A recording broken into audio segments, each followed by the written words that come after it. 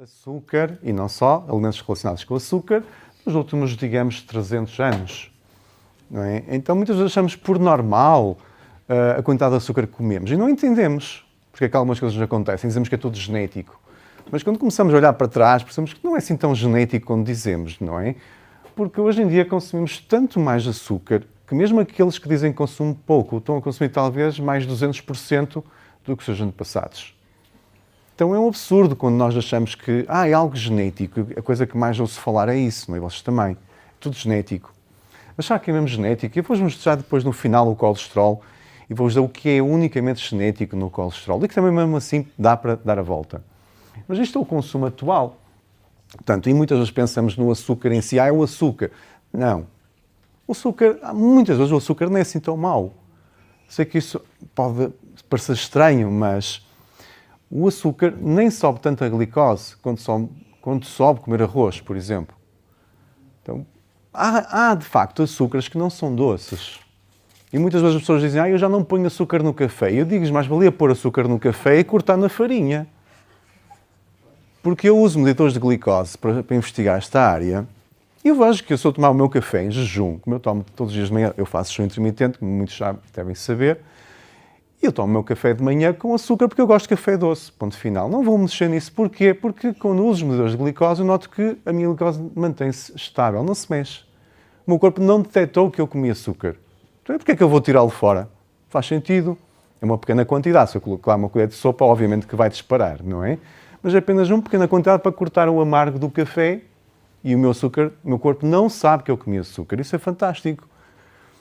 No entanto, se eu comesse meio pão, era um total desastre, não é? Não têm ideia, vou-vos mostrar isso hoje. Pormenores interessantes, porque de facto não tem mal comer pão ou comer bolos, mas tudo tem o seu momento e a sua quantidade.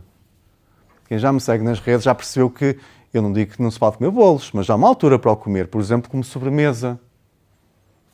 Ainda mais de uma sobremesa, de uma refeição após muita atividade física, então aí não há glicose sequer a subir. Então há uma altura certa e há uma altura também, uma maneira de comer pão.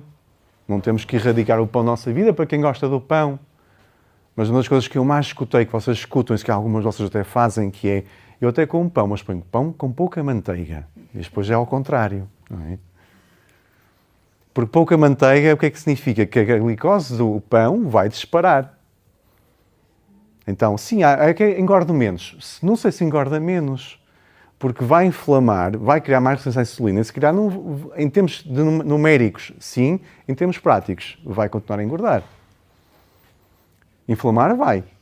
Porque quando eu consumo pão, que é um dos hidratos de carbono que o corpo mais sabe destruir, ou seja, carburar e absorver rapidamente, é o pão e o arroz, que eu vejo com mais rapidez a subir.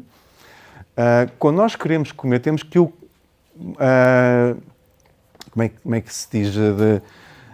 Proteger, forrar com bloqueadores da absorção da glicose. E também da digestão do amido. E como é que fazemos isso? Por exemplo, com gordura. Então mais vale pôr pão com muita manteiga. Não é?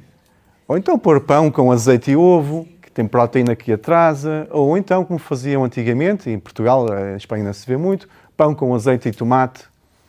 Não é? Ou até um pouco de salmão e presunto por cima. Portanto, tudo isso vai bloquear o amido e fazer com que o amido tenha que ser destruído mais devagar, impedindo que tenha esta subida agressiva. Então, o problema maior está quando as pessoas comem o pão com pouca manteiga, ou então, pior ainda, pão sem nada. Que a gente chama em inglês de naked carb, que é o maior veneno que existe. Naked carb, que é, estou cheio de fome, vão comer há 2 ou 3 horas, chegou aquele pão quentinho da padaria, quentinho, vou comer um pão inteiro, Jesus. Se as pessoas têm noção de quanto a glicose sobe, não faziam mais isso. É assustador. É assustador. Em jejum, fazer uma coisa dessas pode dar direito a uma subida até aos 180, 200, facilmente, de glicémia.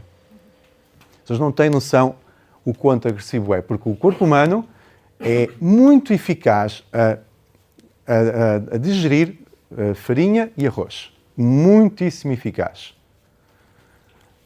Então, já vimos isto, ficamos depois, claro, com muita vontade de comer doces. e quem faz jejum intermitente já percebeu isso, mais do que quem não faz, que é quando come pão, que é mais difícil fazer jejum e que tem mais fome e que tem mais vontade de picar um docinho, um chocolatinho. Então reparem nisso, que se nos dias que comerem pão, ou nas semanas que comerem pão, façam semana com pão, semana sem pão. E vejam se nas semanas em que comem pão, se não têm mais sugar craving, mais vontade de picar um docinho, um chocolatinho, por aí fora. E quando não fazem pão nenhum, não há. Ai, não tenho mais vontade de comer doces. Exatamente essa resposta que causa daquela flutuação. Então, isto vai dar direito a vários problemas de saúde que eu vou-vos falar agora, apenas 3 ou 4, não muitos. Eu não tenho todo amanhã para falar com vocês, mas quero que entendam que isto é o que vai acontecer a nível central, degeneração neurológica, perda cognitiva, inflamação arterial, desenvolvimento de doenças arteriais como a aterosclerose, problemas articulares, da pele, etc. E depois cá em baixo, claro, dores de cabeça, enxaquecas, muita gente sofre dores de cabeça porque tem esta desregulação constante do açúcar, falta de energias, etc. Então, primeira coisa, inflamação. Já viram isso? Sabem perfeitamente que eu tenho falado imenso da associação entre a glicose e isto, e tem a ver exatamente com este processo. O pico da glicose gera stress oxidativo a este ritmo, ou seja, proporcional à quantidade de glicose que eu ingiro, sempre. Então, quanto mais glicose, mais risco tenho de inflamar. É uma resposta normal do corpo, por causa de resposta ao stress oxidativo que a glicose causa ao entrar no nosso sangue. Então, obviamente que o que vamos observar, isto é um estudo feito sobre as doenças cardiovasculares, são muito associadas, mas nunca falamos disso, é engraçado, não é? Falamos sempre do colesterol, dos triglicéridos, mas nunca ninguém diz que cuidado com o açúcar ou com o pãozinho que pode estar a causar aterosclerose. Então este estudo vem-nos mostrar isso, em que de acordo com a flutuação de açúcar que eu tenho, vejam bem, de 87 a 106 de glicose, 107 a 123 e 124 para cima, o risco de desenvolvimento de aterosclerose, logo após a refeição. Quer dizer que eu nunca posso então subir acima dos 120? Posso. Agora, se eu subo de vez em quando, se eu subo acompanhado de antioxidantes na alimentação, tenho verduras, se eu faço atividade física, não tem tanto mal. Agora, se eu constantemente estou a subir, porque como sempre bolachinha, pãozinho ou doces, um sumo, e sou sedentário, estou constantemente na faixa vermelha. E aquilo que mostram aqui é que, quando estamos na faixa vermelha, estamos sempre num crescimento enorme de placas de ateromas que vão entupir as artérias. Porquê? Porque gera inflamação no interior da artéria e a artéria, quando está inflamada, tem que ser cicatrizada e curada e o corpo põe lá colesterol para colar, para fechar a ferida. Então é assim que ela vai avançar. Portanto, cuidado com este problema sério, porque é um problema muito perigoso, mas que nunca associamos. Vamos sempre falar a culpa é do colesterol. Não, a culpa foi de quem incendiou a artéria por dentro para o corpo ter que colar colesterol no sítio. Então, sempre que eu estou acima dos 100, eu vou estar em risco de inflamatório. Mas, como mais uma vez eu digo, não é obrigatório. Estamos constantemente abaixo dos 100. Se eu subo acima dos 100, mas deixo rápido, se eu tenho uma dieta com antioxidantes e faço atividade física, não há problema. Dou-vos alguns exemplos práticos. Por exemplo, o consumo de frutos vermelhos, até de cacau, ou chá verde, ou até vinho tinto com moderação, corta este efeito inflamatório da glicose. Estão a entender? Então, não é literalmente assim, porque depois temos estas variantes que adicionamos à nossa vida. Compreendem? Agora, qual é o problema disto? É como eu falei, a pessoa é obesa, não toca em verduras e a única coisa que consome é carboidratos com refrigerantes e mais nada. E vocês sabem, muita gente, quando olham para o prato delas nos restaurantes, que só comem carne ou peixe com amido, que são um hidrato de carbono, que é amido, arroz ou batata, e verduras nem se vê, e vai acompanhado por Coca-Cola. Então, obviamente que estão constantemente a criar um problema sério de entupimento arterial. Depois tem aquilo que eu até falei ultimamente, que tem a ver com o facto da glicose adorar proteínas. Adora proteínas a glicose, é uma capacidade físico-química que ela tem. Então, quando ela vê proteínas, é atraída, apaixona-se, não é? E destrói as proteínas todas, porque depois de se colar não se quer desagarrar, não desapega. É possível com as proteínas do corpo humano. Então, gera aquilo que nós chamamos de glicação. Glicação não enzimática, porque há também enzimática. Esta é não enzimática. Porquê? Porque é uma atração pura e dura, é paixão. Não é preciso apoio nenhum. Ela sozinha já se agarra às proteínas e não se deslarga mais.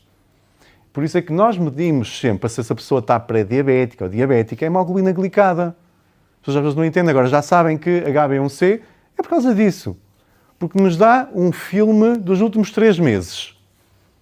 A glicose em jejum, para mim, serve zero. Não tem qualquer valor científico. Nenhum. Mesmo às vezes quando vejo grávidas, está aqui, estão preocupados que vou ter que fazer alguma dieta diferente. Não. A glicose em jejum não tem qualquer valor. Não tem qualquer valor. Sério, ainda não se diz isso, mas garanto-vos que não vai, daqui a 10 anos dizem que não tem qualquer valor. E porquê que eu digo isso? Porque observamos que a glicose em jejum flutua muito. Nas pessoas que praticam jejum intermitente, por exemplo, é normal durante a manhã terem a glicose mais alta. Outras não têm. As pessoas que comem de manhã já têm uma glicose normal porque o corpo sabe que vai comer. Sim, o corpo sabe quando nós vamos comer, porque nós temos padrões e temos relógios que têm memorização. Então, quando o nosso relógio diz e ele não vai comer tão cedo, quando eu desperto já tenho a glicose muito mais alta. E eu, pessoalmente, tenho a minha glicose durante a manhã, por volta, às vezes estão a 50, 55, 60, às vezes é demasiado baixa, a mesma parte das pessoas. Mas eu, quando desperto pela manhã, 6 da manhã, 7 da manhã, muitas têm a glicose a 100, 105, 110. E passado 1 hora ou 2, está super baixa. E podia-me assustar, disse, não, é normal para o meu corpo. Porque é um efeito das hormonas contrarregulatórias, as hormonas que controlam a minha energia para eu sair da cama. Dizem, o André não vai comer tão cedo, só come lá para 1h30, portanto, vamos pôr glicose para ele não ter fome durante a manhã. E é isso que acontece. Dispara-me a glicose e olho para o relógio ou para o telemóvel e digo, isto é impossível. As primeiras vezes que eu vi isso, não é possível, não. É perfeitamente normal e a seguir regula. É só para eu ter muita energia, se eu quiser ir correr, se eu contar pesos, se eu quiser, tenho energia para o que eu quiser. Não há mal nenhum. É uma resposta do corpo. Então, isso não tem grande importância. O que tem importância é isto, é a glicada, porque dá-nos uma imagem de como é que o corpo esteve durante todos os últimos 3 meses. E ainda que a pessoa tente mentir, diz não há mentira possível, porque isto diz-nos se teve muitos picos de glicose ou teve poucos durante os últimos 3 meses, porque é a duração de vida de um globo vermelho. Entendem? Por isso é que é preciso 3 meses, não vale a pena medir todos os meses, que não vai mudar muito. Mas não é só, então, a hemoglobina que vai ser glicada. Aqui acontece medir isto porque é fácil de medir, porque a hemoglobina no globo vermelho está glicada, está colada, está com um caramelo, mas vai acontecer isto aonde? Nos nossos olhos. Sim, no nervo óptico acontece e podemos cegar, se formos diabéticos, mas não só no cristalino também, e podemos ter mais propensão a desenvolver cataratas, até na retina também, por tendo acuidade visual. Então, onde houver proteínas, a glicose vai se apaixonar. Na pele. E então, ficamos com o colagênio mais rígido, a pele mais envelhecida, mais seca, mais feia. Mas não temos só colagênio na pele, gente. Temos colagênio nas articulações. E elas vão envelhecer mais rápido. Temos colagênio num tecido que há bocado falei, que é muito rico em colagênio, que é as artérias. São riquíssimas em colagênio. E se ficam com o colagênio das artérias, ficamos caramelizado, elas ficam mais rígidas. Então a artéria não consegue dilatar tão bem e temos um problema sério. Além de estamos a formar mais placa, a artéria já não se movimenta tão facilmente. Então isto tudo é consequências da parte da glicação. Inflamamos, caramelizamos e vamos mexer com as nossas hormonas. Porque vamos começar pela parte do acne, não é? Quem é que acha que o acne é normal nos adolescentes, não é? Isso sempre ouvi dizer, não é? Adolescente é normal ter acne. Será? É que só há acne nos adolescentes ocidentais, americanos e europeus, não é? Quando fomos investigar crianças africanas, ou neste caso da Polinésia, neste estudo foram ver da Polinésia, não havia acne. Então só há acne nos adolescentes da Europa e dos Estados Unidos e dos países que mudaram a alimentação para estilo europeu. Porquê que as outras crianças não têm acne? Uma razão muito simples. Porque, em primeiro lugar, os adolescentes são naturalmente resistentes à insulina. É a fase da vida em que nós devemos comer menos doces. E a fase da vida em que temos mais vontade de comer doces. Ou não é? É difícil um adolescente resistir. Só que é a pior altura da sua vida para fazer isso. Porquê? Porque os adolescentes... O que acontece na adolescência? O que é que acontece de diferente no nosso corpo na adolescência? Alterações hormonais. Não é? Começamos a produzir mais hormonas sexuais. Aumentamos a produção também da hormona de crescimento. E todas essas hormonas são anti-insulina. Ou melhor, aumentam a resistência à insulina. Todas elas. O que faz com que há maior risco para comer doces. E como os estrogénios têm uma relação de dualidade com a insulina, ou seja, aumentam a resistência à insulina, mas também em si o açúcar, aumentar a insulina também vai causar um efeito igual sobre os estrogénios, vai acontecer aqui uma amálgama de alterações hormonais no nosso corpo, que é, vamos começar a transformar estrogénios em testosterona. Okay? Vamos aromatizar os estrogénios. E o que acontece à nossa pele? Vou-vos contar um segredo. As mulheres têm uma pele mais bonita, mais macia e bem cheirosa que os homens, porque têm mais estrogénios e menos testosterona. A testosterona deixa a pele mais grossa, espessa e oleosa. Entendem? Tem essa alteração a nível das glândulas do sebo e da textura da pele. Por isso, quando começamos a comer mais açúcar na adolescência, então a insulina sobe, aromatiza, ou gera um efeito em cascata de aromatizar os estrogénios, aumenta a testosterona, saem as espinhas. Entendem? Não é normal isto. Então, óbvio, há sempre uma relação hormonal com isto. Com a testosterona, com a dihidrotestosterona, porque depois vai aparecer a outra, que vai causar problemas sérios de crescimento de pelo fora dos sítios, que ninguém quer, ou de queda de cabelo. Tudo como resposta em cascata, tipo dominó, à subida do açúcar. E também, claro, se está a acontecer isto, o que acontece nos ovários? A mesma coisa. Então este efeito sobre os ovários vai se traduzir com ovários policísticos.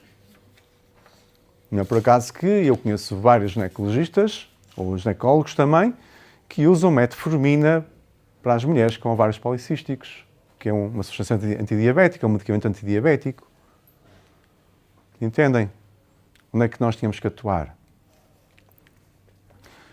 Então, para entendermos isto, temos que compreender que a nossa dieta foi durante muito tempo assim. Dieta dos primatas, dos chimpanzés, dos gorilas, dos macaquinhos. Depois começou a mudar e os nossos antepassados tinham mais flutuação. Na dieta mediterrânea a flutuação é já maior, porque temos picos acima dos 120, mas está tudo bem. Não faz mal nenhum. Como é que eu sei que não faz mal nenhum? Porque, bem, a dieta mediterrânea é onde temos mais pessoas para cima dos 100 anos, portanto, mal não pode fazer. Agora, temos que ver o contexto geral do que elas fazem, não é só dos picos, não é? O que sabemos com certeza que faz mal é aquilo que há bocado vimos, não é? Esta flutuação louca, descontrolada, desenfreada, psicótica, hiperativa da glicose, que não tem lógica nenhuma. Compreendem? Depois, claro que engordamos, não conseguimos perder peso, estamos em pré-diabetes. Vamos gerar mais problemas também a nível da própria gordura, mas isso vão ver no fim quando eu falar de triglicéridos. Agora vou entrar no colesterol e tentar explicar de forma curta e simples o colesterol, porque acho que aqui médicos, outros profissionais de saúde e então ainda mais a população em geral não têm a mínima ideia do que estão a falar, não é? Muitos médicos têm, assim como muitos investigadores têm, outros não têm. Porque estamos habituados a interpretar apenas aquilo que aparece na analítica. E o que aparece na analítica por convenção é o colesterol total, LDL, HDL e triglicéridos. É o normal, não é? Mas isso não quer dizer nada, isso é muito fraco e vão entender porquê. Primeiro, vamos desmistificar aqui um pouquinho o colesterol, porque o colesterol não é uma malafita. O colesterol é das moléculas mais importantes do corpo humano. É tão importante que não há maneira de a destruir. Segundo, é a mãe de todas as hormonas. Hormonas sexuais, como estrogénios, progesterona ou a testosterona. Hormonas que aumentam a longevidade, ou que são importantes na nossa longevidade, como a dihidroepiandrosterona, chamada DHEA. Mas muito mais, o próprio cortisol, para causar inflamação e dar energia ao corpo humano, é derivado desta substância. E até a vitamina D. Ou seja, não é por acaso que vamos ver, e eu tenho falado isso nas últimas semanas, que as pessoas que vivem mais anos têm níveis mais altos de colesterol. Não é por acaso, não é? Sem elas, o que é que acontece ao nosso corpo? Quer dizer, ficamos tristes, infelizes, sem líbido, não conseguimos ter filhos e feios. Quer dizer, não tem lógica tirar o colesterol do corpo, não é? Não tem lógica. Portanto, devíamos estar preocupados ter um colesterol constantemente a 150 do que ter a 250. Isso é que me preocupa a mim. Porque vão ver o que temos que olhar não é para o colesterol total, porque isso não diz nada. Isso não diz muito pouco. É uma coisa que olhar para o mar e dizer, eu acho que amanhã vai chover. Como é que sabes? Estás já para o mar, não é? Não diz nada. Então vamos entender um pouquinho isto. O que é o colesterol? É uma molécula muito importante ao corpo humano. Já viram? Então ela tem que ser transportada a todos os tecidos do corpo humano. Todos. Todos precisam de colesterol. Desde o dedo do pé ao cérebro. Todos precisam de colesterol. Para isso temos caminhões, transportadores. Os transportadores são estes aqui que eu coloquei a amarelo e a verde. Temos o HDL, LDL, vocês já viram nas analíticas certeza, que são transportadores, são caminhões. E depois temos o VLDL, o LPA, ou lipoproteína A, temos o IDL, que muitas vezes não conhecem, mas é um intermédio, chama-se basicamente colesterol intermédio, e os quilomicrons, ou quilomicrons. Tá bem? Estes são os transportadores de colesterol. Eu vou-vos mostrar hoje o que é que eles fazem. Então este aqui, basicamente, é o mais importante e este também. Mas os outros também são todos importantes, já vamos ver isso, todos importantes. Então o colesterol tem que ser distribuído pelo corpo, e para isso servem os caminhões. É como os transportadores das nossas estradas, não é? E o HDL é o que traz o colesterol de volta para o fígado. Porque ele é produzido no fígado e distribuído para o corpo. Depois ele tem que voltar. E o LDL é o caminhão que traz o caminho de volta. Vai buscar aos tecidos e retira o colesterol e devolve-o. O LDL, o VLDL e este, basicamente, são os três principais porque é os que levam. É os que saem do fígado e vão levar para o leste. No fundo, adiante já, quem sai do fígado é este, depois é transformado neste, depois neste, até ficar pequenino, não é? Então este é o caminho. São caminhões que levam. E o que está a verde, que eu pus a verde para entender que é o melhor, é o que traz. Está bem? Mas todos são importantes. Lembre-se que o colesterol é importante à vida. Então o que temos que ter é isto regulado. E, spoiler alert, só há um aqui que é genético. Só há um que é genético. Os outros, nenhum deles é genético. Só há um que não dá para mudar com a dieta. Não dá. Esqueçam. Podem correr maratonas, não adianta. Não muda. Mas há maneiras de dar a volta, de controlar, está bem? Então, aqui temos duas moléculas. São um pouquinho, 10 minutos da vossa atenção máxima para perceberem isto para o resto da vida. Temos aqui o HDL e o LDL. Está bem? O HDL deste lado, o LDL daquele. E o que é que eles têm na composição? Que podem ver, tem colesterol, tem triglicéridos e tem uma coisa chamada apoproteína. Isto é a composição do caminhão. Está bem? Seja o que leva ou o que traz. Só tem três coisas, triglicéridos, colesterol e uma apoproteína. Outra coisa muito importante agora. O HDL é o único que tem ApoA1. Está aqui escrito. É o único que tem ApoA1. Ok? Não há mais. O LDL e todos os irmãos dele, que já vimos há bocado, todos têm ApoB. Isto é uma grande diferença entre uns e outros. Esta proteína é a mais importante de todas. É o que confere ao caminhão capacidade de entregar colesterol e retirar. De fazer o seu trabalho. Está bem? É aqui, no fundo, digamos, o ajudante do motorista, que chega ao sítio e descarrega o colesterol ou carrega de volta. Compreendem? Outra coisa importante, este pode ter muitos ApoAs, os outros só têm um. Não tem mais. Isto é muito importante porque com isto conseguimos medir com exatidão o risco cardiovascular de uma pessoa, com mais exatidão milimétrica do que a medição atual. Porque isto é que nos diz exatamente o que é que está acontecendo no corpo humano, como é que estão distribuídas as gorduras e o colesterol. Então, este é o fator mais importante de todos. Então, já sei que o ApoA1, então está no HDL, então é anti-aterogénico, quer dizer que é protetor, protege contra a formação da aterosclerose, seja o entupimento das artérias. O ApoB é o que promove esse efeito. Porquê? Porque ele serve para colar. Ele tem um efeito, de certa maneira, pegajoso. Ele cola colesterol. E o outro tira.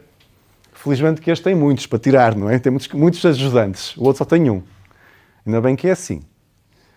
Então isto é muito importante. Claro que há vários ApoBs, mas eu não vou falar deles, está bem? ApoB porque é o que aparece nas análises só. E só fazem nas análises, só aparece isto e isto. Então o que é que eu posso saber daqui? Simples. Ou seja, isto é o que devíamos pedir numa analítica. Quando eu peço uma analítica e eu peço o ApoA, o que é que eu quero saber? Bem, qual é o valor que a pessoa tem? Entendem? As mulheres têm mais capacidade de ter colesterol do que os homens. Bom para vocês. Então, se estiver acima daquele valor, está bem. Não me preocupo tanto. Porque ele é importante. O ApoA é o protetor. Está bem? Não é o HDL que é protetor, é este. O ApoB é que tem que estar controlado. Então, o que é que eu sei? Sei que se eu tiver um ApoA1, o ApoA, abaixo daquele valor, e também eu tiver a divisão entre o ApoB e o ApoA for acima daquele valor, então aí eu tenho risco de acidente cardiovascular. Só aqui é que eu tenho risco real. E acontece muitas das vezes analíticas, peço, e quando vejo os valores digo, afinal não há aqui problemas nenhuns. Não é? Há uma boa distribuição do colesterol. As proteínas estão boas, as proteínas dos transportadores, os ajudantes. Não há crise. Isto aqui é o que devia ser medido e que aparece nas últimas guidelines europeias. Então isto aqui é o valor real. Mas há mais coisas, não é só isto. Então vamos conhecer um pouquinho melhor. Então já vimos então que temos os caminhões, eles têm nomes chamados HDL, LDL, que já vimos, e todos eles têm colesterol. E todos eles têm um transportador, um ajudante, que é a apoproteína, que pode ser a A ou a B. Então, já vimos como é que elas estão distribuídas. Então começam agora a perceber um bocadinho mais como é que está feito o caminhão. Então é isto que estamos a ver. Portanto, quando eu meço apenas este ou apenas este, eu não tenho visão real do que está a acontecer. Mas quando eu meço este que está azul, eu sei tudo o que está a acontecer. Compreendem? Então as analíticas têm pouco valor atualmente. E temos mais coisas ainda. Então, os triglicéridos. O que é que são triglicéridos? São gordura empaquetada. Está bem? A gordura tem que ser colocada em sanduíche para ser transportada. Não pode andar assim à solta a gordura. Então chamamos de triglicéridos. Não há que assustar. Triglicéridos não é uma coisa má. É como a gordura está, seja no corpo humano, seja no azeite, seja no abacate, seja em tudo, em qualquer ser vivo. A gordura não pode estar solta, porque é ácida. Então triglicéridos não é uma coisa ruim, é uma coisa boa. Okay? É bom sinal. Então quando eu como e absorvo gorduras da comida, elas vão ser transportadas para o fígado. Quem é o caminhão que transporta? Os quilomicrons. Está bem? Depois de estar no fígado, vai ser transportada para o corpo humano. Quem é que transporta? Outro caminhão, chamado VLDL. Okay? São caminhões diferentes. Os que têm mais triglicéridos são o VLDL, o caminhão que vai do fígado para o resto do corpo. Depois, o outro caminhão que está atrás dele, e os outros pequeninos têm menos. Está bom? Então, o triglicéride, quando fazemos a analítica ao triglicéride, estamos a ver toda a gordura que está em todos os caminhões. Todos juntos. Está bom? Mais uma vez, é por isso que é importante ver as coisas com olhos de ver. Então, como eu ponho aqui, vamos ter triglicéridos em todos os caminhões. Então, como é que eu sei o que é que faz mal e o que é que não faz mal também nos triglicéridos? Vou-vos explicar. Ora, vamos cá ver uma coisa, para compreenderem os triglicéridos e juntar agora com o que eu falei ao início sobre a glicose. Vejam aqui o intestino. Então, os quilomicrons transportam gordura que veio do intestino, que consumimos. Então, o quilomicron significa que tem muitos triglicéridos que são derivados diretamente da gordura que eu comi. Não vem de mais lado nenhum, vem só da gordura. porque não houve transformação. Está bem? Eles transportam a matéria-prima, por exemplo, desde o campo até à fábrica. É o que eles fazem. Sem transformação nenhuma. Então, o quilomicron transporta gorduras. E quando é que elas estão altas? Após a digestão, sim. Depois de consumirmos, de comermos um almoço, um jantar, um pequeno almoço, nas horas a seguir os quilomicrons vão subir. Depois descem. Então, quando eu faço uma análise ao sangue após a refeição, se eu tiver os triglicéridos altos, não há problema nenhum, porque eles vão estar altos. Tenho que fazer o trabalho deles. Normal que subam. Tem que subir, senão, quer dizer, eu tinha uma série de... E há problemas sérios genéticos de dificuldade de lidar com as gorduras. Felizmente não temos isso. É bom que subam, que eles têm que ser transportados do intestino para o fígado. Mas depois do fígado para o resto do corpo, eu disse que é o VLDL que vai transportar os triglicéridos, as gorduras. Só que aqui temos um problema sério. É que o fígado é uma fábrica gigante. E ele não só vai pegar na gordura que nós comemos, como vai ter que pegar nos hidratos de carbono que nós comemos. Porque os únicos seres vivos que guardam glicose são as batatas e as plantas. Os mamíferos, como nós, não guardamos hidratos de carbono. O único que temos de reserva é o glicogênio. E no máximo temos à volta de 400 gramas na parte das pessoas. Alguém que faça muito desporto pode chegar até 1 quilo. Então é impossível, nós temos quilos de gordura no corpo humano. O nosso tecido de reserva é gordura. Então o fígado vai pegar em toda a glicose, ou quase toda a glicose que nós comemos, ou seja, vai pegar em quase todo o hidrato de carbono que nós comemos e transformá-lo em gordura. Porque nós não guardamos amido como as batatas, ok? Entendam isto. Então quer dizer que o VLDL vai estar cheio de gordura, que pode vir da gordura que eu comi ou dos hidratos de carbono que eu comi. E quando eu faço análise ao sangue, quando é que eu faço análise ao sangue? De manhã em jejum, a meio da tarde ou à noite? Em jejum de manhã. Então, onde é que essa gordura que está a ser apontada aos triglicéridos está onde? Aqui ou aqui? Aqui.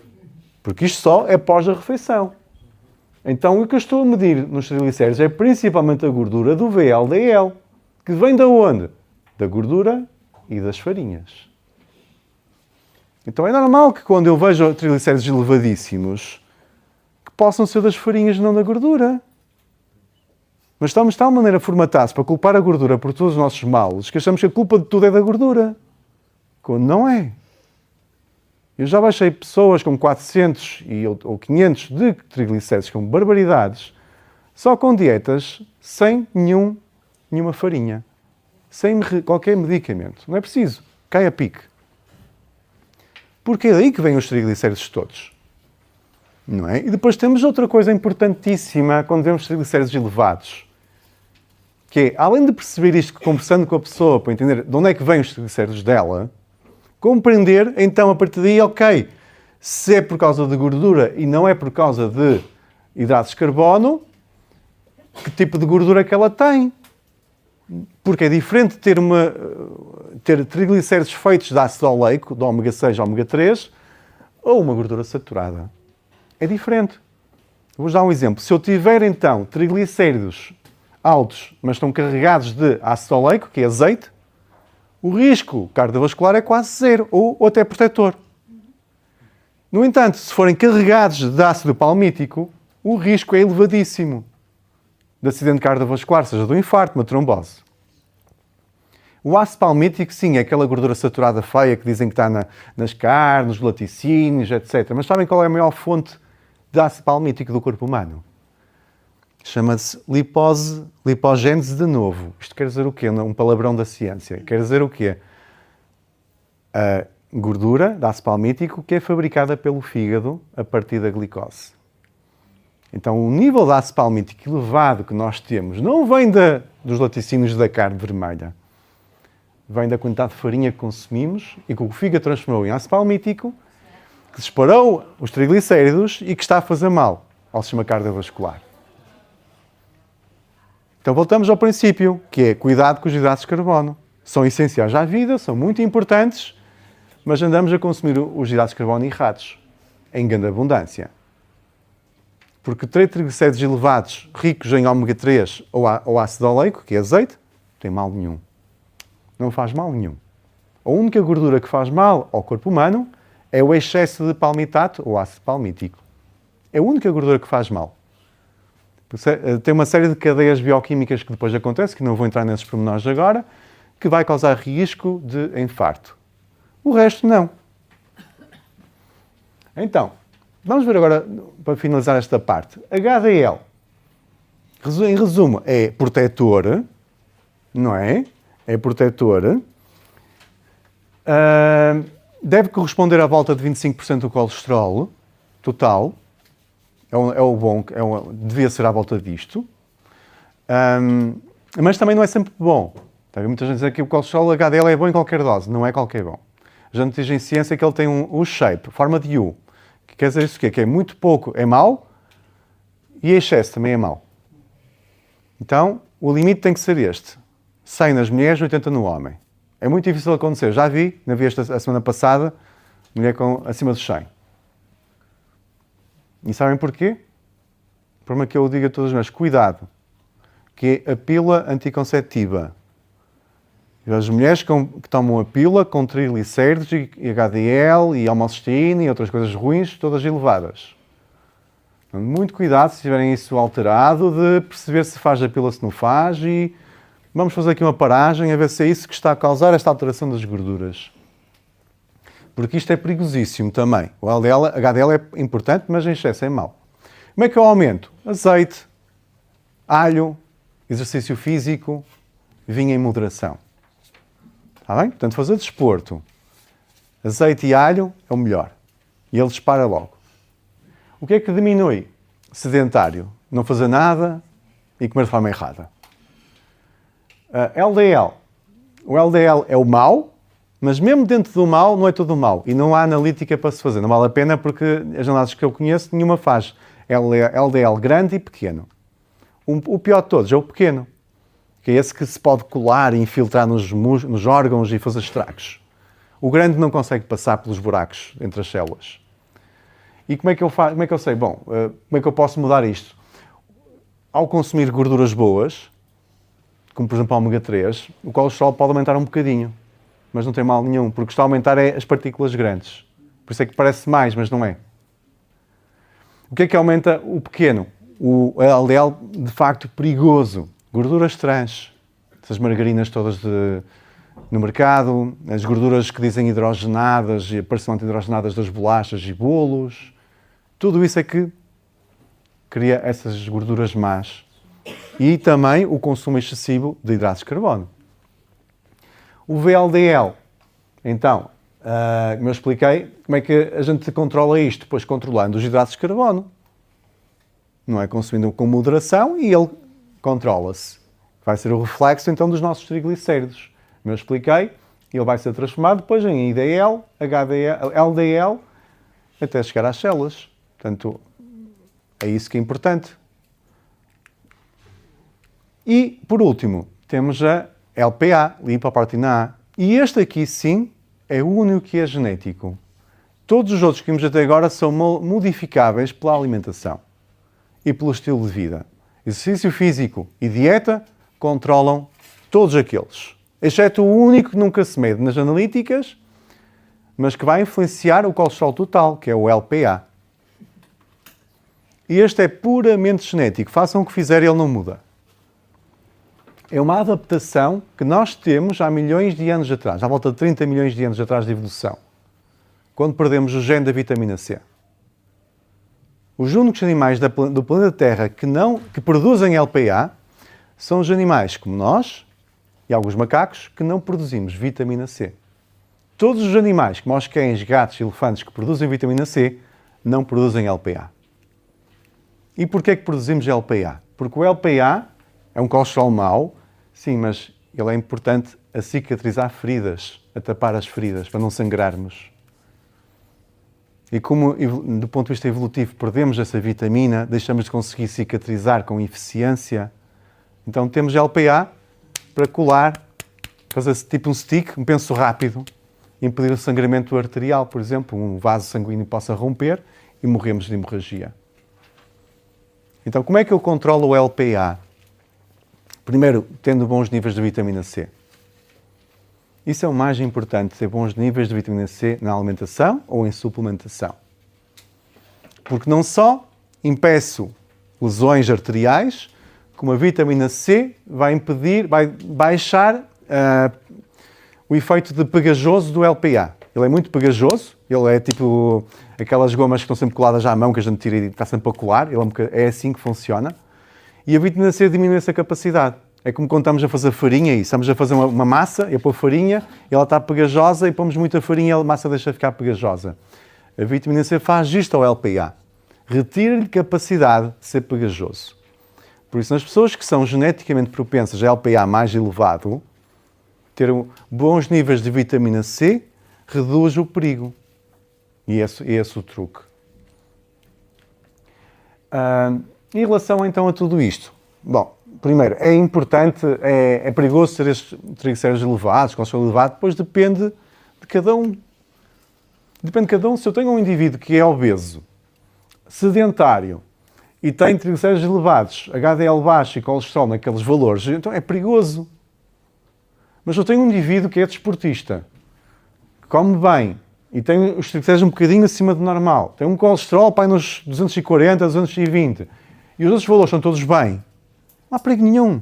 E podem confirmar com ApoA e ApoB. Não há perigo nenhum. É normal nele. E faz mal mexer nisto. Faz mal. Eu acho que faz mal. Porquê? Vou-vos mostrar. Esta é a Maria Morena, ou Braias Morena, de 116 anos. Ela faleceu com 117. Ainda bem que fizeram um estudo no ano anterior. Bom, ainda bem que ninguém tentou mexer nela, porque mexer nisto é criminoso, não é? Vejam bem que ela tinha um colesterol total de 210 e um LDL, que é o perigoso, de 122.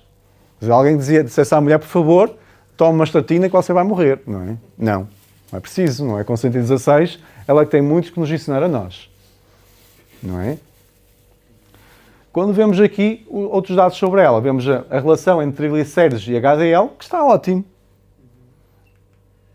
E quando observamos também, neste caso é um estudo científico, fizeram esta analítica, o LDL grande, pequeno e médio, está ótimo. O tipo de LDL tem LDL a mais, mas é do bom, não é do mau. Entendem o problema de sermos quadrados, olhamos para os valores que estão lá e dizer, medicamentos, calma, a mulher tem 116 anos. Quando observamos a dieta desta senhora, então é ainda mais chocante. Ela todos os dias comia 3 iogurtes e não sei quantos ovos. Fazia a dieta do ovo e do iogurte, basicamente. Claro que não é iogurte daqueles com corantes e pintarolas nem nada, é iogurte, à moda antiga, fermentado, mas consumia iogurtes e o ovo em todas as refeições. Consumia carne vermelha com muita moderação. Leguminosas e tal, uma dieta mediterrânea. Vai ser um pouquinho de porco, de costelinha, mas a maior parte era feijão ou grão de bico. Mas tem sempre aquele bocadinho de carne para dar aquele saborzinho à comida. O bacon, etc. E sempre brinquei com os vegetarianos, porque quando dizem que nas zonas azuis são todos veganos, eu digo, pois olha, em Sardenha eles põem sempre toucinho na sopa. Portanto, veja lá o quanto eles são vegetarianos. Portanto, não conheço nenhum centenário que seja vegano e que não beba vinho. Os que não bebem vinho, bebem cachaça. Portanto, agora é claro que é tudo uma questão de moderação. Não é? Sair daqui vou comer agora uma grande picanha e beber uma garrafa de litro de vinho. Não é isso, não é? Mas é para entender que não é bem assim como a gente pinta na ciência. E isto é a dieta dela, que é impressionante. É iogurtes e ovos. Não é? Se calhar podia ser por isso que ela tinha o colesterol um bocadinho mais elevado, mas está tudo bem, não é? E esta senhora. Porque eu se vos mostrasse os estudos que temos feitos na Sardenha, não é? Na Ilha de Itália, onde há imensos centenários, eu não trouxe que é para não chocar, porque os valores que eles têm de colesterol vai contra muito do que a ciência tem escrito. Completamente à parte.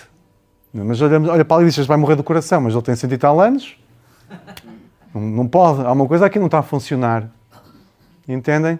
Então, cuidado com as analíticas. Cuidado com esta doença de temos para o colesterol abaixo dos 100. Abaixo dos 190 ainda é melhor. Cuidado. Cuidado, porque não há centenários com 190 de colesterol. Entendem o que é que nos está a falhar? É olhar para as luzes para um problema e esquecer o resto do que é que temos que pintar. Porque eu vejo isso muitas vezes nas redes sociais e não tem lógica nenhuma, não é? Temos que entender que há muita coisa que mexe connosco, não é? E eu falei da alimentação, falei-vos do exercício físico, mas também é importante, não vou ter tempo porque quero passar aqui a palavra também à Sónia, é importante também esta parte do stress, porque o stress vai subir o colesterol, o stress vai influenciar o metabolismo das gorduras, dos açúcares, de tudo isto. O stress é importantíssimo, a gente não tem ideia. Quando estamos mais estressados, estamos com mais resistência à insulina. Quando estamos mais estressados, dormimos pior, acordamos de manhã com a glicose mais alta. Então, o stress é um dos maiores venenos que nós temos atualmente.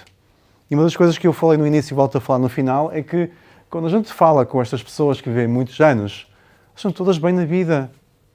Das coisas que eu mais gosto de ouvir de todas elas, que eu conheci pessoalmente e outras que eu vejo em estudos publicados, é que elas dizem, dá-me igual o que os outros me dizem.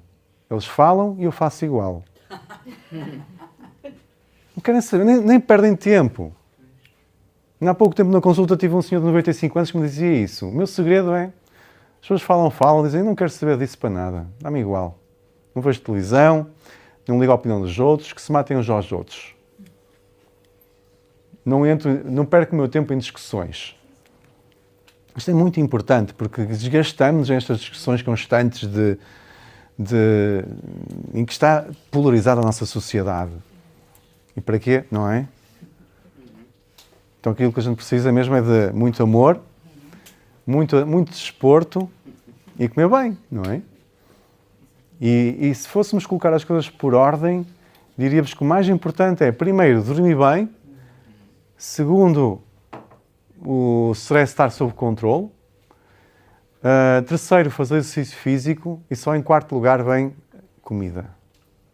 E às vezes pomos as coisas ao contrário e depois não percebemos, comia tão bem e morreu de cancro. Estamos a inverter as coisas. Comida é a última coisa que faz falta, porque eu vejo muitas pessoas de idade, como a minha avó come mais ou menos bem, mas temos que controlá-la porque ela gosta de pôr 3 pacotes de açúcar no café, não é? E eu não controlo, e meus filhos controlam. Eu digo, com 96 anos ela é que tem que me ensinar a mim, não é? Não se muda alguém que com 95 anos, ou 96, ou 100 anos, não é? O que funcionou está a funcionar, se pode reduzir melhor, não é? Eu digo, vovó, um pacote chega, não preciso tanto, não é? O único prazer que eu tenho na vida agora é este, não é? Se calhar, não é? prazer dar-se acima. Sim, agora, era melhor um pacote de açúcar? Era, mas o mais importante é nós estarmos bem e não se estressar tanto com a comida. Começar pelo resto. Quem é que nunca reparou que o intestino funciona pior quando estamos mais estressados, mais nervosos? Nós estamos de férias e comemos só porcaria e tudo funciona bem no corpo? Não é? Não ponham as coisas ao contrário. A dieta é importante, mas é quarta é importante. Ponham o resto em primeiro lugar. É por isso que para mim dormir bem é importantíssimo. Tentar não ligar a nada, e é o que eu faço hoje em dia, não vejo televisão, grupos de WhatsApp que eu tenho, que o pessoal está sempre a discutir por questões da política e a bloqueios. Estou em mute, que é para ninguém saber que eu não estou a escutar, não é? Não quero, nem entro, nem perco tempo. E tento fazer desporto todos os dias. Todos os dias. Hoje vim para aqui, não tinha muito tempo, fiz 20 minutos. Seja o que for. Ontem estava em Lisboa, tive os últimos dias em Lisboa a dar consultas, ia trabalhar e levantava de manhã e ia correr. Não estou no meu ginásio, não faz mal, vou correr 45 minutos. Não como de manhã, mas desporto é obrigatório, porque a primeira coisa que eu penso é eu tenho que pôr o corpo a funcionar direito. E o que eu posso controlar principalmente é por cima, dormir bem, não me chatear, fazer exercício físico. E só depois é que me preocupo com a comida. E é esta a ordem que devemos pensar. Bem, eu vou deixar a Sónia, só dar a nota que lancei o meu novo site, entretanto vou lançar outro projeto novo, por isso qualquer coisa que precisam de saber sobre o que eu estou a fazer, onde é que eu estou, onde é que eu dou consultas, é aqui que podem saber e acompanhar todo o meu trabalho. Vou tentar colocar aqui nesta página mais informações sobre todos os meus projetos que eu faço pelo mundo e é isso. Muito obrigado a vocês todos, prazer por estar aqui connosco hoje de manhã. Muito obrigado.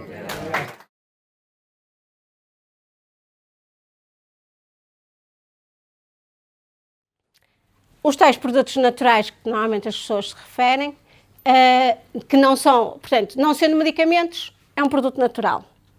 Mas, em Portugal, um produto natural tem um nome que é suplemento alimentar. Okay? Portanto, não existem produtos naturais, existem suplementos alimentares. Os suplementos alimentares são, no entanto, alimentos, géneros alimentícios. São alimentos, só que não nos aparece na forma de alimento, aparece-nos na forma doseada e em formas que nós associamos também às formas farmacêuticas, comprimidos, cápsulas, xaropes, cremes, portanto, infusões, serão sempre substâncias que estão presentes para ter um efeito benéfico no nosso organismo.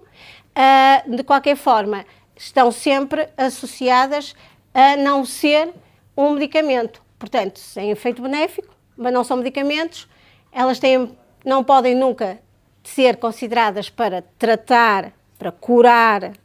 Elas são apenas utilizadas como um suplemento à dieta habitual das pessoas. Estes produtos têm, inclusivamente, regras particulares para as rotulagens, nomeadamente a questão de não poderem mencionar propriedades de cura, não é? Portanto, vocês em nenhum destes produtos vão ver que ele é utilizado para curar a insónia, ou para baixar o colesterol, ou para ter uma ação antihipertensora. Nenhum destes produtos pode mencionar isso. Mas, de qualquer forma, têm depois vários outros argumentos que dão a volta a isto e que permitem orientar mais ou menos a pessoa para a funcionalidade daquele produto. São formas sempre doseadas, não é? Têm normalmente quantidades, quando têm doseamento a princípios ativos, são sempre quantidades que estão perfeitamente fixadas e normalizadas por estas entidades, da Direção-Geral de Agricultura e Veterinária e pelas regras de segurança alimentar da União Europeia, porque existem inclusivamente algumas substâncias que têm os dois fatores, ou seja, num determinado nível estão integrados nos suplementos alimentares, numa dose superior podem já fazer parte de fórmulas medicamentosas. Portanto, tem que se considerar também essa ação, uma vez que nos suplementos eles têm que ter doses que não tenham um efeito terapêutico. E depois têm múltiplos canais de venda, enquanto que o medicamento só existe na farmácia ou eventualmente na parafarmácia quando são de venda livre, e este tipo de produtos aparecem em vários outros sítios, inclusivamente em canais online, e portanto permite que realmente tenham um acesso muito facilitado e nem sempre seguro. São fórmulas que têm múltiplos ingredientes e nem sempre os ingredientes que estão nestas fórmulas são naturais. Portanto, o facto de dizer que é um produto natural, nem sempre é um produto natural. Há muitas fórmulas que só têm ingredientes de origem sintética, ok? Os que estão normalmente nestes suplementos são micronutrientes, vitaminas e minerais, e habitualmente estes são todos de origem sintética, a não ser determinadas fórmulas que são exclusivamente de fitoterapia, ou seja, só vão buscar os elementos às plantas e aí temos concentrados que têm as vitaminas e têm os minerais. Portanto, se não, quando vocês veem uma fórmula com vitamina C, vitamina D, vitamina B, é tudo de origem sintética. Depois tem os nutrientes e outros compostos, e aqui sim, nós vamos buscar muitos compostos aos alimentos. Muitas vezes não. Há alimentos que nós sabemos que por si só conseguem melhorar determinados estados e por si só podem ser considerados medicamentos, não é? Eu costumo dizer muitas vezes, há alimentos que podem ser medicamentos e vão aproveitar os nutrientes que têm interesse dentro destes alimentos para os trabalhar e introduzir nestas fórmulas. E então, os ácidos gordos, que podemos ir buscar às sementes oleaginosas, por exemplo, as enzimas, que podemos ir buscar aos frutos como a bromelaína ou a papaína, hormonas. Estas hormonas muitas vezes nos suplementos, lá está, porque também é um produto que aqui em Portugal é controlado, as hormonas muitas vezes é indiretamente, são os compostos que estão em determinadas plantas que depois têm uma ação em receptores do nosso organismo e fazem regulação hormonal. Probióticos, que são estrepes bacterianas e, portanto, que também estão muito em voga e que também entram nestas fórmulas. Aminoácidos, como a glutamina, creatina, lisina, também muito falados, nomeadamente até na área da atividade física, por exemplo. Fungos, micoterapia, elementos importantes, substâncias importantes que se vão buscar aos cogumelos e outras substâncias, outras fontes que permitem também fazer um efeito benéfico no organismo. Fibras, as fibras que nem sequer seria preciso suplementar, não é? Porque as fibras fazem parte dos nossos alimentos, não é? Portanto, se nós realmente ingerirmos uma quantidade de alimentos vegetais boa, diária, nunca precisaríamos de suplementar com fibras, mas também é real. Há pessoas que se fazem suplementação de fibras para o funcionamento intestinal, para reduzir o apetite, portanto, tudo nos alimentos. Fitoterapia, que é a grande fatia dos compostos destes produtos, é exatamente aquilo que vem das plantas. E aí nós podemos ir buscar fitonutrientes, podemos ir buscar plantas inteiras, partes de plantas, preparações à base de plantas, onde se vão extrair princípios ativos que nos interessam e que têm o tal efeito que nós procuramos introduzir na fórmula. O que é que acontece aqui em relação a esta fitoterapia? A fitoterapia é sempre muito instável, portanto, dependermos da planta, da composição da planta, de esperar que a planta tenha sempre a mesma quantidade de substâncias, as mesmas substâncias, para termos produtos sempre idênticos, é complicado. Mas, na realidade, o que está a acontecer agora é que também cada vez há mais investimento para padronizar tudo isto, ou seja, há laboratórios que agora trabalham só no sentido de obter suplementos alimentares. E trabalham no sentido de conseguir estes suplementos de elevada qualidade, com muito bons doseamentos das substâncias dos ativos que querem, de forma a que realmente tenham produtos finais que possam ser utilizados de uma forma rigorosa pelas pessoas e contar com o que se espera. Ou seja, é possível já fazer uma previsão de que poderá ter algum efeito secundário, os efeitos terapêuticos e que estamos à espera podem ser mais padronizados, e isso permite entrarmos na evidência científica, ou seja, permite que realmente se possa trabalhar com estes suplementos em estudos, não é? Para basear os resultados para depois basear a sua indicação e a sua utilização em resultados mais rigorosos, que é o que tem faltado até agora. E, portanto, estes produtos ficam aqui sempre naquela situação de que vamos ver o que é que dá, funciona para uns de uma maneira, funciona para outros de outra maneira, e cada vez há mais produtos e mais laboratórios que investem neste aspecto, que é muito importante para realmente esta fatia de opção, eu vou dizer opção terapêutica ou opção de melhoria, também ser mais rigorosa e mais viável de passar também pela indicação do corpo clínico, e todas as pessoas que fazem essa indicação estarem mais à vontade e já conseguirem prever também determinadas situações. Portanto, a evidência científica, então, estava comprometida e era difícil há uns tempos atrás, cada vez há mais investimento e, portanto, cada vez nós conseguimos mais esta compatibilização entre fazer terapias medicamentosas e utilizar suplementos alimentares. Por exemplo, na área da oncologia, é uma área que realmente está a receber já inputs de alguma suplementação que pode ser uma mais-valia em determinadas áreas de ajuda, por exemplo, na questão de controle dos efeitos secundários, de aumentar a resistência do organismo. Portanto, há realmente muitos progressos graças à valorização destes suplementos e à melhoria da sua qualidade. Estamos aqui no meio, como a doutora Andréa há bocado mencionou, nós somos influenciados por vários fatores. Claro que o estilo de vida, em que nós pomos aqui a gestão de stress, a qualidade de sono, a atividade física, muito importante, não é? Temos também a questão genética, que se calhar até é o menos importante, porque muitas vezes a questão genética só aparece porque nós temos todos os outros fatores a fazer com que os genes se expressem e, portanto, eles só vão ser maus porque nós os estamos a agredir o nosso organismo, digamos assim.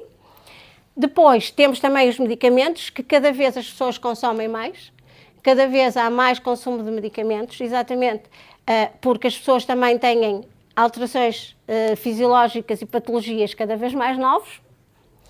Também são detectadas, há diagnósticos cada vez mais precoces.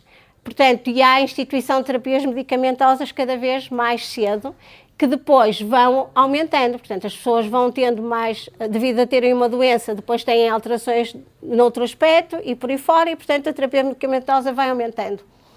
E vou colocar aqui, para além da alimentação, que devia ser realmente, logo à partida, uma forma de nós nos tratarmos, de nos cuidarmos, os suplementos, porque as pessoas cada vez tomam mais suplementos, achando que muitas vezes estão a garantir a sua saúde só porque estão a tomar os suplementos. E isso também não é bem assim. Então, os suplementos são importantes. E eu pus aqui 4 coisas, e acho que os suplementos são realmente muito importantes se forem bem utilizados e se forem utilizados sempre que seja necessário utilizar, e podemos à cabeça logo considerar que eles vão suprimir déficits nutricionais, até porque eles são alimentos, não é? Portanto, sempre que a pessoa está em convalescença, uma doença prolongada, é possível realmente conseguir controlar e melhorar esses déficits suplementando. Eu até muitas vezes digo que os suplementos chamam-se suplementos porque são exatamente para suplementar. Ou seja, nós estamos com menos, precisamos de equilibrar, então nós suplementamos até atingirmos o equilíbrio. Porque o objetivo não é usar suplementos para toda a vida. Okay? O objetivo é fazermos uso deles para conseguirmos atingir um determinado objetivo que normalmente tem a ver com equilíbrio, com bem-estar, okay? Ou com algum controle. Portanto, prevenir condições, os suplementos são muito utilizados na questão preventiva e isso também é muito importante porque eles ativam determinados mecanismos e é possível realmente estarmos com essa utilização de uma forma muito evidente. Melhorar a resistência e a capacidade de defesa do organismo. Há sim também possibilidade, há mecanismos que podem auxiliar nesse aspecto e complementar a ação dos medicamentos, pois claro, às vezes é importante. Por exemplo, nós podemos melhorar a ação de... Há muitas pessoas que tomam as estatinas, não é? Para controlar o colesterol. Há alguns efeitos secundários, nós com suplementação podemos também melhorar isso.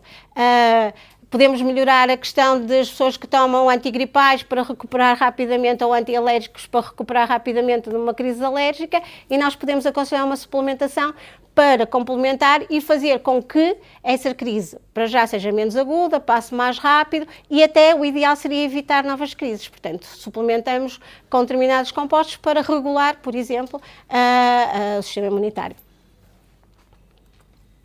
Então, é importante utilizar muito de uma forma criteriosa esses suplementos e logo à cabeça há várias questões que se colocam. E eu acho que a primeira questão que é importante é saber se eu preciso de suplementar, porque às vezes pode não ser necessário, não é? E vou só tomar porque vi que no Instagram aparecia alguém a dizer que este produto era muito bom, não é? Mas se calhar eu também não preciso dele e então não tenho necessidade de estar a introduzir nada no meu organismo. E depois como é que vou escolher, como é que vou tomar, é compatível com a medicação que tomo, todas isto são questões que são importantes considerar na altura de suplementar. eu pus aqui 6 questões que estão relacionadas com a segurança. Os suplementos alimentares podem muitas vezes comprometer a nossa segurança para quando os queremos tomar, e isto porque eles são considerados alimentos logo, e portanto as pessoas acham que é uma forma muito simplista, não é? Portanto, mas eles vão realmente ter efeito no organismo, portanto não é bem como comer uma maçã, ok? Tomar, por exemplo, da maçã nós podemos tirar a quercetina, que é um antioxidante, não é? Mas suplementar com a quercetina não é a mesma coisa que comer uma maçã, ok? Pronto. Depois, eles são facilmente acessíveis sem aconselhamento, e isto faz com que realmente a possibilidade de comprar muitos, pessoas que tomam muitos suplementos e sem critério também existe, múltiplas marcas, fórmulas, composições, qualidade, a quantidade dos ingredientes, as dosagens que estão presentes também condicionam muito a segurança destes produtos.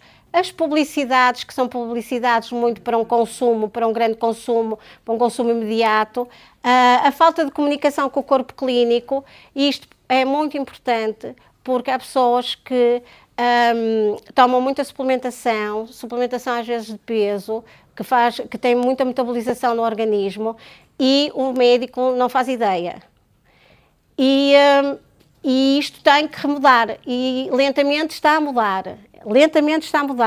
porque também há uma postura da parte dos clínicos diferente. Portanto, primeiro os médicos nem queriam saber, ignorância, não quer saber, isso não presta para nada, para. E isso não faz sentido, porque a realidade agora é que isto existe. E as pessoas tomam, e as pessoas têm acesso. Portanto, é preferível realmente considerar logo à cabeça que há esta possibilidade, quando se também vai fazer terapias medicamentosas, e, portanto, o corpo clínico também está mais sensível, também tem mais informação, e inclusivamente já há muita, como disse há bocado, muita compatibilização destas duas áreas, que é o que faz sentido, não é? Portanto, isso, a partir do momento em que as pessoas também tenham a utilização destes suplementos de uma forma mais segura, ou seja, suplementos de qualidade, com um acompanhamento, estejam conscientes daqueles efeitos que estão associados, também se sentem mais à vontade para transmitir ao corpo clínico que realmente estão a fazer uma determinada suplementação, se há incompatibilidades, se é vantajoso, pode continuar, e esta ideia, começando a fluir, é sem dúvida o melhor, porque às vezes as pessoas até têm bons resultados com determinada situação e não é 100% por causa do medicamento que estiveram a tomar. É porque também tiveram a fazer alguma coisa de uma complementar que também acabou por auxiliar. Portanto, às vezes até, olha, quanto mais não seja, estão a tomar um medicamento, mas tomam alguma coisa que permite que estejam mais bem dispostas durante o dia, menos estressadas, que melhoram da doença, ok? E o médico não salvaguardou essa situação. Portanto, isto é muito importante para deixar de haver mitos e crenças, que é o que é natural, se não me fizer bem, também não me faz mal. Isto é fraquinho, isto demora muito tempo a fazer efeito, isto não me prejudica nada. É completamente falso. As boas fórmulas têm doses de ativos que vão realmente atuar no organismo, que vão ser metabolizados no fígado, não é?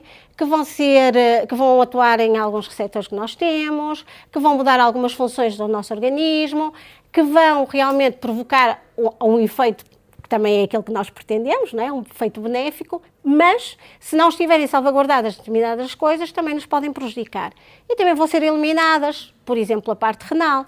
Portanto, tudo isto são situações que é preciso salvaguardar, e o facto de ser um suplemento ou de ser uma coisa natural não tem nada a ver com o facto de ser brando ou de não ter efeito.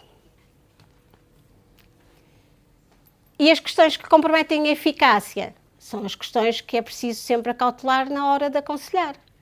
Condições particulares, tratamentos medicamentosos, os grupos de risco, patologias que estejam diagnosticadas, ou seja, aconselhar a pessoas que já tenham diagnósticos de doenças, é preciso ver quais são as terapias que estão indicadas, é preciso perceber a compatibilização que há, é preciso saber se não vai haver riscos adicionais, nomeadamente questões, por exemplo, suplementos que atuam a nível de fígado e vão alterar toda a metabolização de medicamentos, portanto, é muito importante. Grupos de risco, pessoas que têm polimedicação, é preciso estar com 30 olhos, não é?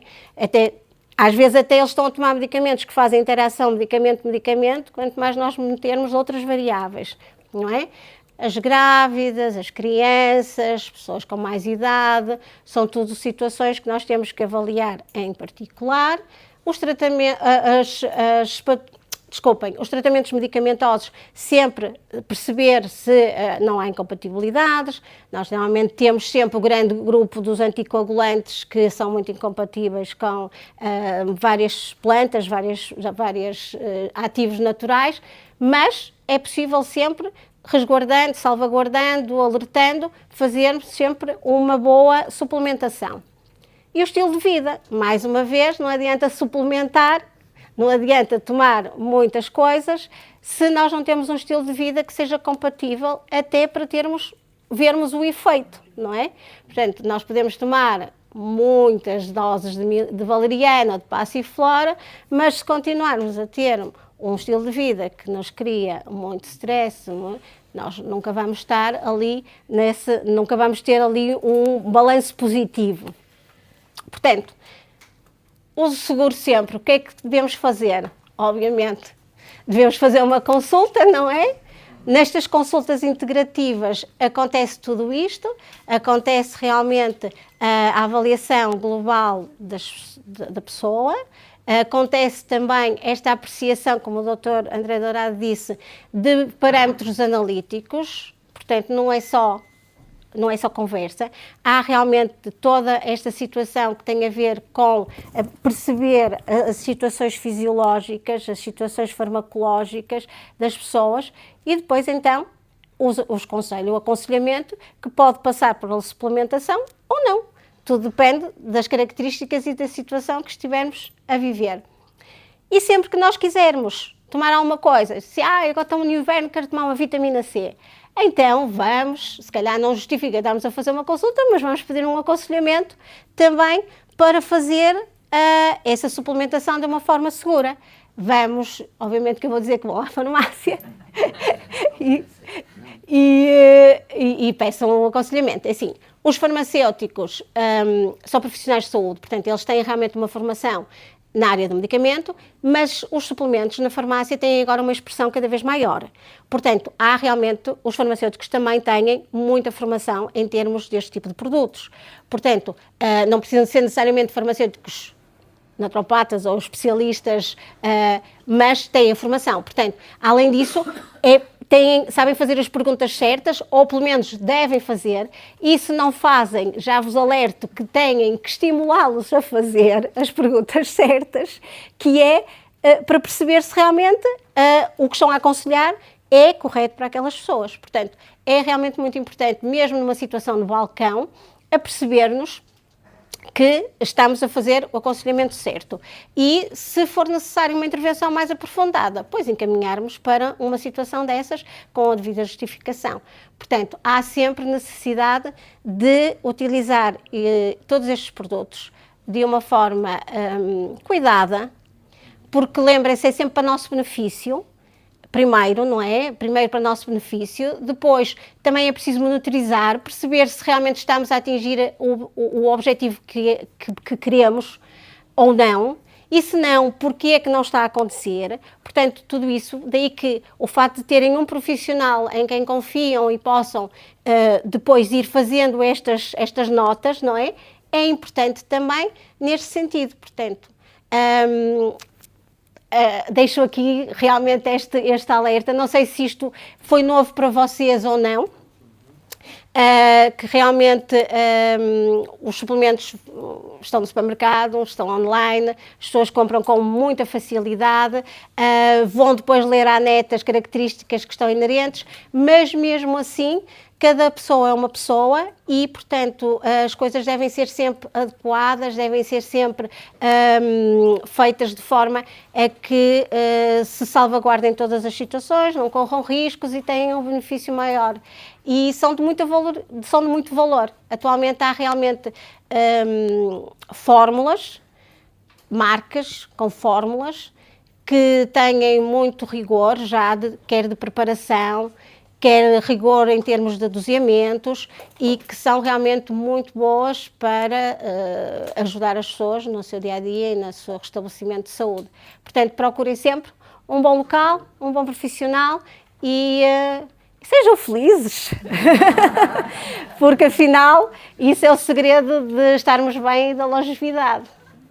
Muito bem, então muito obrigada.